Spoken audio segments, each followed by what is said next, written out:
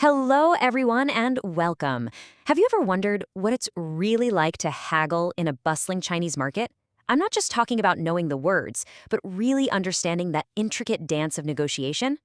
Well, think of today not just as a lesson, but as your essential field training. We're going to simulate one of the most common, most practical interactions you'll ever have. Because this, right here, is where language leaps from the textbook and into the real world. Let's dive in. So here's our roadmap for today's session. First, we're going to immerse ourselves in the environment by setting the scene. Then we'll do a really deep dive into the essential vocabulary, followed by the grammatical structures that give those words their persuasive power. After that, we'll see it all come together in a model dialogue. And finally, and this is so important, we're going to spend a good amount of time unpacking the crucial cultural insights that underpin the entire exchange. All right, I want you to just close your eyes for a moment and really try to imagine this. You're stepping into a crowded, vibrant market. The air is just thick with the aroma of freshly steamed buns and the sizzle of woks from the street-side stalls. You can hear the sharp, rhythmic clatter of mahjong tiles from a nearby table. You hear the cheerful shouts of vendors advertising their wares. There are a dozen conversations happening all at once. And you are not a passive observer here. You're an active participant. And this is the exact environment where your Mandarin skills are truly gonna come to life. And then, through the crowd, you see it. Maybe it's a beautifully painted fan or a set of delicate porcelain teacups, the perfect item. It's right there. The desire to own it is simple. But now comes the first real challenge. The one that opens the door to the entire interaction is forming this simple but absolutely critical question. Okay, let's build our foundation. To ask that question and to understand the answer, we obviously need the right words. But in this class, we don't just memorize vocabulary. No, to truly master a character, we have to understand its story, its internal logic, its history. This deeper understanding is what separates a student from a genuine speaker. Now, this is where it gets really interesting, because every one of these characters tells a story. Let's start with Chan, money. Look closely at its parts. On the left, you've got the radical jin for gold or metal. On the right, you have two instances of ge, a spear. So the character itself is a tiny little story. Precious metal, so valuable it needs to be guarded by weapons. It's fantastic, isn't it? Okay, next up, doshao. This is just beautifully logical. Instead of a single question word, Mandarin combines duo, many, and shao, few. You're literally asking many few, which is a query about the range, and it works perfectly for both price and quantity. Now let's look at gui, expensive. The key component here is at the bottom, bei. This character is a picture of a cowrie shell, which was one of the earliest forms of currency in ancient China. So anything of high value, anything expensive, is etymologically tied to this ancient symbol of wealth. The opposite is pianyi, cheap. The character pian is related to convenience or ease, which gives you the sense of something that is easily obtained. And finally, we have kuai. While it's the common word for money, like saying bucks in English, it literally means a piece or a lump. This is a direct echo of a time when silver wasn't minted into coins, but was traded in chunks that were weighed. So when you say 100 kuai, you are, in a historical sense, saying 100 pieces of silver. Okay, so now that we have our building blocks, we need the blueprint. Grammar is what transforms that vocabulary into real persuasion. For bargaining in Mandarin, there is one pattern that is absolutely essential for expressing your position and doing it both politely and effectively. Mastering this structure is paramount. So here's the crucial point. A direct word-for-word translation, like "this is very expensive," just doesn't carry the right conversational weight. The authentic and much more effective structure is taila. What you do is you sandwich the adjective, in this case gui, right between tai and la. This pattern creates an emphatic statement, almost like an exclamation. It conveys a subtle sense of surprise or emotion, which is the perfect way to kick off a negotiation. It's not just a flat description, it's a reaction. 这个太贵了 has the perfect feeling of, wow, that's a bit more than I was expecting. All right, we have the words and we have the grammar. Now let's put it all together. We are going to model a typical bargaining exchange. I want you to listen very, very carefully, not just to the words themselves, but to the intonation, the rhythm, the subtle dance of this conversation. So the buyer begins, listen as I say it, 老板,这个多少钱? First thing to notice is the address 老板, which means boss. This is a very common, friendly, and respectful term for any shopkeeper. Now for the question itself, the tones are critical. Listen, 多 is a high flat first tone.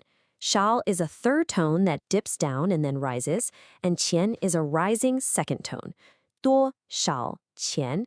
A lot of students make the mistake of saying this too flatly, which can sound a little demanding. This gentle, lilting cadence is far more polite and engaging. The seller responds simply, 这个100块. Now, here we encounter a crucial pronunciation rule that often trips up learners. It's called tone sandy, which literally means tone change. The character for 1, E, is natively a first tone. However, when it comes before a fourth tone syllable, like bai, the tone on E actually changes to a rising second tone. So you do not say 一百, you say 一百. It's a subtle but vital feature of natural, fluent speech. Let's hear it again. 这个100块. And there it is, 100. Now, for a novice, this might sound like a final, non-negotiable price. But for anyone who understands the culture of the market, this is just the opening serve. The real conversation, well, it's only just begun.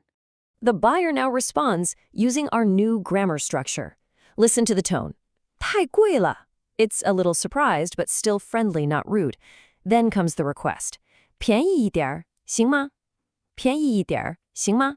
The phrase 一点 means a little bit, and it really softens the request. And that tag question at the end, 行吗? 行吗? It's just a wonderfully gentle way to seek agreement. It translates to something like, is that okay? Or can we do that? It turns a demand into a polite proposal. So the seller concedes. 好吧 means, all right then. Then the new offer, 80块. But pay very close attention to that final phrase, 不能再少了. This is another key structure you'll hear all the time. 不能再了 means cannot anymore. So 不能再少了 literally means it cannot be any less. This is a clear, yet still polite, signal that from their perspective, the negotiation has reached its conclusion. And the buyer accepts with a simple, polite 好的谢谢. 好的谢谢. The deal is done. And what's so critical here is that the interaction ends on a positive, respectful note. Both parties feel the outcome was fair, and the whole transaction is completed amicably. So we've now analyzed the words and the grammar. But if we stop there, we really only possess half the necessary knowledge. To be truly successful and, more importantly, respectful, you absolutely must understand the cultural software that's running in the background. You see, language is the tool, but culture provides the user manual. This is a question I want all of you to consider seriously. Is it just a financial strategy, an attempt by the vendor to maximize profit? Or is there something much deeper going on, something more social, more intricate happening in this exchange? The answer to this reveals a core aspect of interpersonal dynamics in the culture. Let's break this down because this is so important. First, in many markets, bargaining isn't just tolerated, it's expected. It's part of the social fabric of the transaction itself. To not bargain can almost seem a little strange, but it's a friendly game, not a battle. Which leads to the third point. Know when to stop. This is vital. If the opening price is 100, the vendor comes down to 80 and says, 不能再少了. Pushing them for 70 would be a major misstep. It implies you don't believe them and shows a lack of respect, which causes them to lose face. This relates directly to building guanxi. Let's say you have that pleasant negotiation for the tea set. The next day, you walk by and the vendor recognizes you with a nod and a smile. That small, positive interaction has begun to build a relationship, or guanxi. All of these concepts, respect, honor, relationships, are wrapped up in the single most important cultural idea on this slide, 面子, or face. Okay, let's really unpack this concept of 面子, because it is one of the most vital cultural concepts to grasp. It's not about ego. Think of it as a measure of your social reputation, your honor, and the respect you command in the community. In our dialogue, when the buyer politely asks for a discount and the seller offers one, they're both giving face, or 给面子, to each other. The buyer gives face by engaging in the process respectfully. The seller gives face by being flexible. When the seller states their final price, they are then asking the buyer to give them face by accepting their fair offer and not pushing any further. A successful interaction is one where both parties walk away feeling their social standing is intact, and maybe even enhanced. So if you remember one thing from today's lecture, please let it be this. The exchange of money for goods is often secondary. The primary event is the human interaction. It's the conversation, it's the negotiation, it's the mutual show of respect. Mastering this conversation is the true art of participating in a Chinese market. And I will leave you with this final thought to take into your own practice.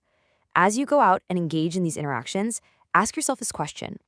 When you are bargaining for that souvenir, what else is truly on the table? What is being negotiated beyond the numbers?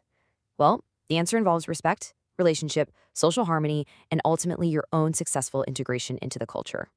Thank you.